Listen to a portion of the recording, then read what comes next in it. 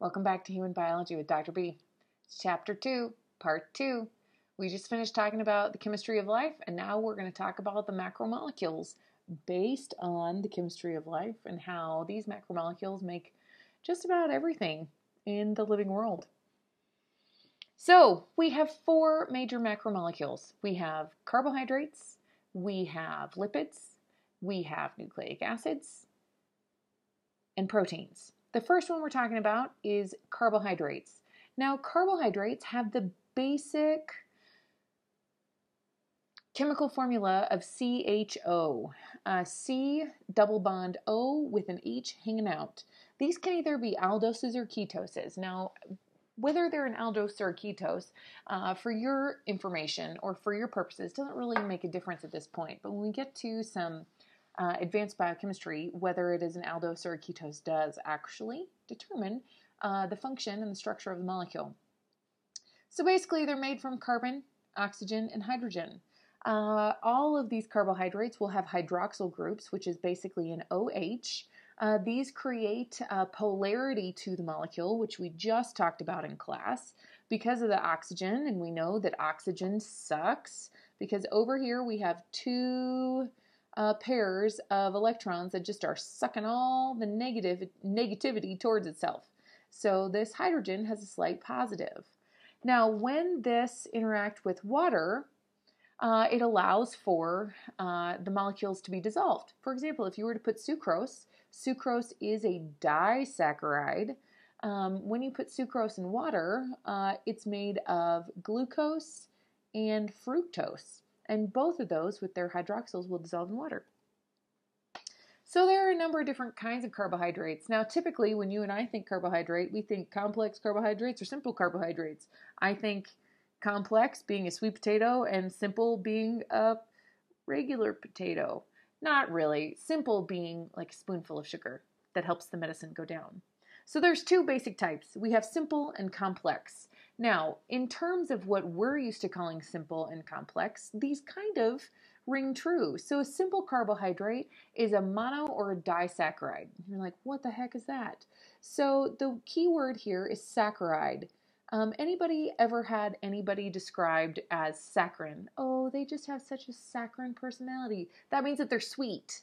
So saccharide here, this part means sweet, and mono means single, di meaning two. So a monosaccharide is the most simple form of a sugar. It is one single molecule. Now a disaccharide has two monosaccharides put together. Now, one of the main things that I want you to pull away from our discussion of all these macromolecules is what is the monomer and what is the polymer of all of these. A monomer is a single subunit. Now, when we talk about macromolecules, macro meaning big, we need to talk about what actually makes them big molecules. And what makes them big molecules is the monomers. And in this case, the monosaccharide is the smallest unit that we can have in a carbohydrate. It is the monomer. Then we add two and we have a disaccharide. And then we have our complex carbohydrates, which potatoes really are a great example of this. We call these oligosaccharides or polysaccharides. Now, the best example of this, oligosaccharides, is indigestible plant polysaccharides, which I don't know if you've ever had a carrot or a piece of celery in your lifetime, and if you haven't, now would be a great time to start. But that wonderful crunching sound that carrots and celery and lettuce make, that's cellulose. Our bodies cannot digest cellulose. We'll talk more about that when we get to digestion.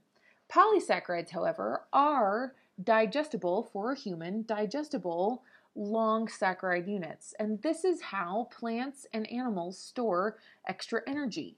So in our muscles and in our liver, we have one of the largest stores of what we call glycogen. Glycogen is just branching molecules of glucose. And when our blood sugar, about 2 hours after lunch, everybody know the 2 o'clock low, where all of a sudden you're like, dang, I need a cup of coffee. Or if you're young, you're like, hey, give me a Monster. Don't drink those. They have too much sugar, which is a carbohydrate. Glycogen is broken down to release glucose into your blood, to bring the blood sugar back up so that you don't actually crash. You might feel like you're going to, but I promise you you're not. So your muscles and your liver in animals store glycogen. And then in plants, we have starch. For example, potatoes. We call potatoes a starchy carbohydrate. That's because their glucose molecules are stored in a starch form. So here you go. A disaccharide is two monosaccharide units put together through a hydroxyl glycosidic bond. It comes together through a process that we call dehydration synthesis. It's dehydration synthesis because it releases a molecule of water. And you can see maltose. Maltose, very famous for malted beverages. Sucrose, this is what table sugar looks like. And lactose, this is the sugar that's in milk. Polysaccharides are what we refer to as more complex because they do have more than two molecules of a simple sugar attached to them. So starch is how these glucose molecules are stored in plants. Glycogen is how it is stored in animals. And then, as I mentioned, we have cellulose fibers, which are non-digestible by humans, but very digestible by cows in their ruminating stomachs. And cellulose is what gives that wonderful crunch to carrots, celery, lettuce, go on and on, vegetables, any type of vegetable, any type of fruit, actually. And cellulose is what in our bodies we call roughage. And we'll discuss the role that that plays when we get to our digestive tract. Now, all of these polysaccharides can be up from like 10 up to thousands of repeating glycosidic linkages. And this makes a fantastic way to store glucose so that each glucose molecule can be easily removed from each of the branches, and in the purpose of humans to release it into the blood so that way we can increase the blood glucose level so that, as I mentioned, we don't crash.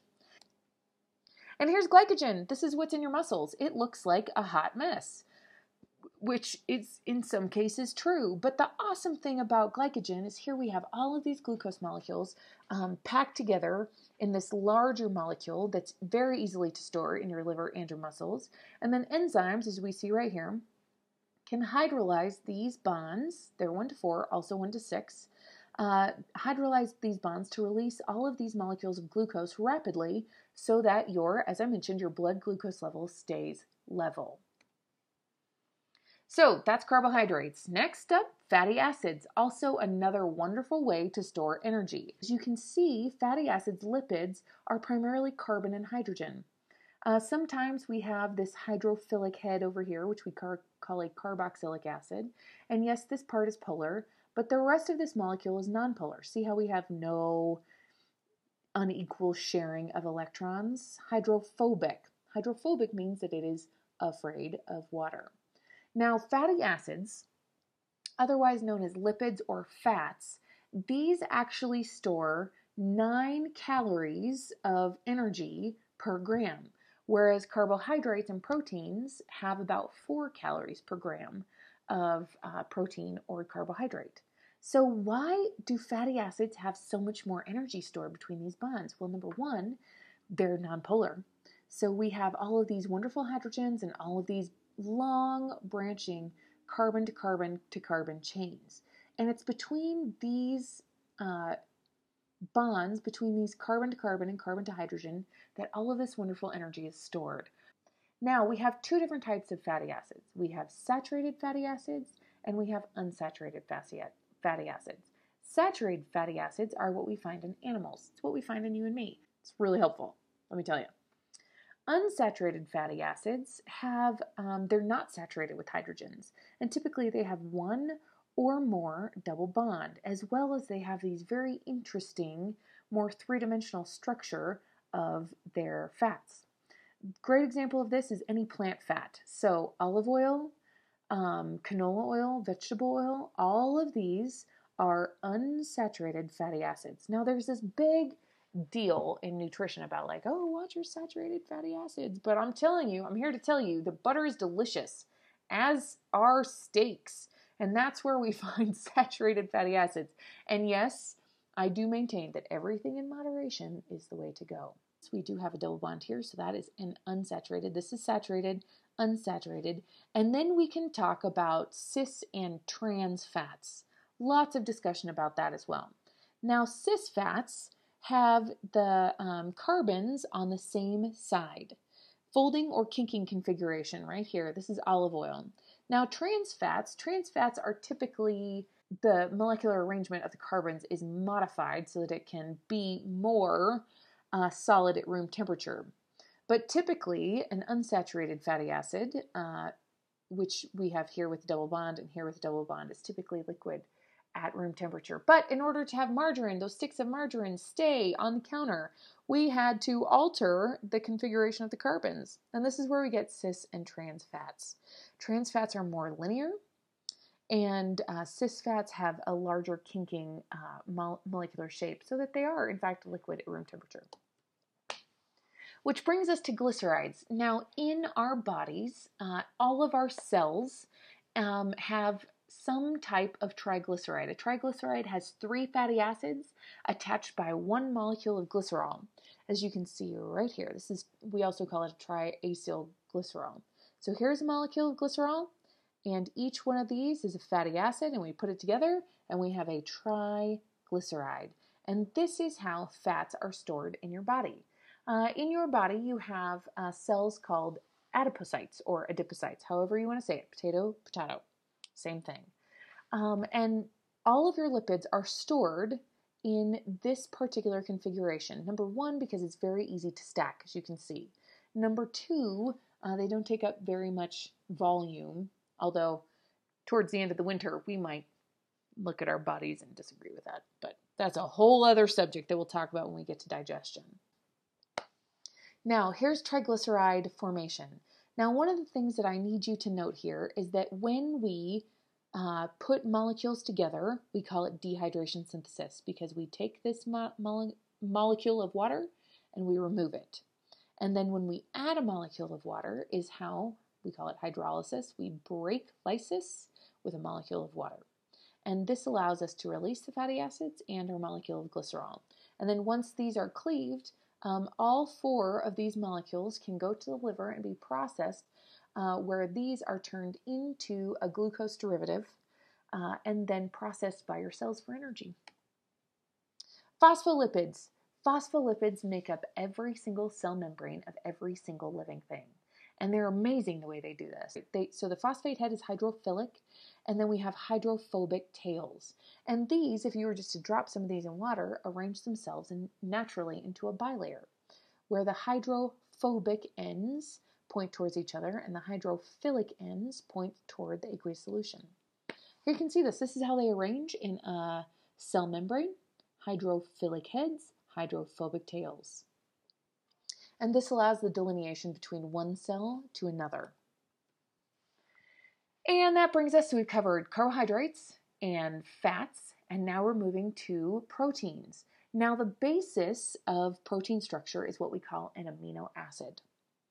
An amino acid has a central carbon, which is right here. We have one amino group, we have a carboxyl group, and we have an R group. And it's this R group right here that determines the name or what kind of amino acid this is. This is where each amino acid is unique. Now we have 20 essential amino acids, and these are the amino acids that everything in our body is made up of, and we must actually consume these through our diet. And then we have non-essential amino acids, and these are amino acids that our body can synthesize. Now typically we look at amino acids and we say, oh, we have 20 of them. Here we go, count them out. We have 20 of them, and we have 3 basic categories. We have polar, we have nonpolar, and then we have charged, electrically charged amino acids. Now, between amino acids, we have a peptide bond. So if you'll go back with me, between monosaccharides, we have glycosidic linkages. Between fatty acids, we have an ester linkage, and here we have peptide bonds. Now, peptide bonds are what put one amino acid next to another and help us make proteins or peptides. Now, proteins have 4 basic conformations. We have the primary structure, which is simply the sequence of amino acids. The secondary structure, because as we talked about with the amino acids, we have positively charged, negatively charged, we have polar, and we have nonpolar. Based on the sequence of amino acids, where the polar molecules are and the nonpolar molecules are, it will naturally form into our secondary structure, which are alpha helices or beta pleated sheets. And then based on how the alpha helices and beta pleated sheets fold or curl in on this protein, it will determine the tertiary structure, which is the 3-dimensional conformation. because proteins, unlike what we see on the page, do in fact have a globular formation. They are in fact three-dimensional. And then quaternary structure is where we have more than one peptide chain come together to form a functional protein or enzyme. And here you can see all of this. Here is the primary structure. It's just the sequence of amino acids. And then secondary structure, based on what these R groups are, whether they're hydrophobic or hydrophilic or charged, they will naturally turn and form this primary structure into its secondary structure, which typically includes alpha helices or beta pleated sheets. They literally look like crimped hair. And then based on the secondary structure, these will move into formation of a tertiary structure, which is the three-dimensional conformation. And then quaternary structure, here we're making hemoglobin. We have 2 alpha subunits and 2 beta subunits, and this is what carries oxygen in every single one of your red blood cells. There's tons of hemoglobin units. And then also we can come over here and look at collagen. Collagen is what holds your face in place. As you age, your collagen ages as well. And all of a sudden, if you look at the difference between you and your grandmother's face is a little bit longer. Not because she's sad, but because her collagen is relaxing, if you will. Collagen has a quaternary formation, and the quaternary formation is 3 of these long peptide chains coming together to form kind of a rope. And this collagen is designed to resist strain and stress. Now, as you get older, the strain and stress becomes more, and all of a sudden your skin loses its elasticity. So our 4th macromolecule is what we call the a nucleic acid. And the monomer of the nucleic acid is what we call a nucleotide. Now, DNA has 4 basic nucleotides. Guanine, as you can see here, guanine, adenine, cytosine, and thymine. Now, one of the main differences between DNA and RNA is uracil. Uracil in RNA replaces all the thymines. Now, information in your cells is stored as DNA. DNA is the stuff of heredity. DNA is what is passed from mother to son or daughter, and from dad to son or daughter as well. This is why you look like your parents, but also not really. That's why, because DNA. Now, the central dogma of biology is DNA goes to RNA, goes to protein. And when we get to genetics, we will look at this more in detail. But for now, know that DNA is the stuff of heredity. RNA helps carry out what is encoded in the DNA. So here's what our nucleotides look like. Adenine and guanine are what we call purines. And the way that I remember this is these only have an I-N-E-S. I-N-E, I-N-E. There it is, adenine and guanine. And then we have our pyrimidines, and all of these, with the exception of uracil for RNA, have a Y in them. And that's how I remember which is which. So we have cytosine and thymine and uracil. The basic nucleotide structure, we have a phosphate group, a 5-carbon sugar, which is either ribose or deoxyribose, ribose in RNA, deoxyribose in DNA, and then a nitrogenous base. And it's this sugar phosphate that makes up the backbone of DNA, as you can see here. Sugar phosphate, this is the backbone, and then the nucleotides point towards the inside. Now, if this were DNA, this would be deoxyribose, and we would not have this oxygen right here because deoxy. And these would face inwards towards the antiparallel strand, which again, this is a lot of information. We will talk more about it when we get to genetics. So don't worry about it right now. I'm just trying to show you the basic structure of each of these. And in DNA, we have 2 strands that are antiparallel and complementary, which means guanine always bonds to cytosine and thymine always bonds to adenine. And when we go from DNA to RNA, adenine will always bind to uracil. So G to C, T to A. And here you can see this ribbon along the outside signifies the sugar phosphate backbone. And you can see that what they mean by antiparallel is this is moving in this direction and this moves in this direction. And it's the only way that these 2 strands can match up and pair perfectly. So many words on this page. Now, a note on the genetic code. The central dogma of biology is DNA is transcribed to RNA, which is translated to protein. Now, the DNA carries all of the information in your cells, all of the hereditary information. The RNA takes this information from the DNA and uses the RNA to code for the protein. And the awesome thing about that is there are 20 different amino acids, but there are only 4 different bases in RNA. So how these are carried out is that in RNA, they're read kind of as words. There are these 3-letter words, 3 base words that we call codons. And these codons code directly for an amino acid. And here is the codon sequence. No, you are not responsible for this. I just want to introduce you to it at this point so that you know what it is. Now, we have 4 different bases, and we have codons are 3 letters, which means that we have a possibility of 64 codons if you do that math properly. Now, one of the interesting things is that we only have 20 amino acids, which means that we have a number of codons. So these 2 code for phenylalanine, these 2 for leucine, also these 4 for leucine. As you can see here, there's a number for leucine. The cool thing about this is that we call this the code degenerate because it doesn't matter what does matter, but we can have a little bit of what we call wobble in this third position right here. And either way, all of these will code for the same amino acid. Because ultimately, we can have some type of mutation in our DNA and RNA and yet still have the same protein.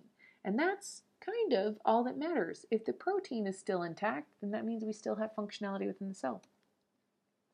And then a last note on ATP. ATP is a nucleic acid, but as we will come to know very intimately, ATP is the energy currency of all life. So we just talked about how energy is stored in the carbon-to-carbon and carbon-to-hydrogen bonds of carbohydrates and lipids and sometimes proteins.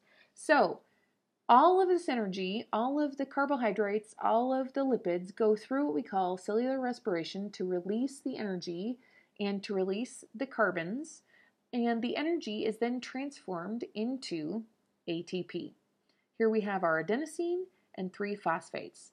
So this can go to any cell, it can go anywhere and perform any function. Because if you think about the body, you have a number of different types of cells. Now, what if only one cell is able to use glucose immediately? How do we use the other cells? How do the other cells perform work? And the answer is that we make ATP so that all of the functions, all of the intimate, very small, tiny, minuscule functions within the cell can function and perform optimally using this one currency. So ATP is the energy currency of life. And there you can see it.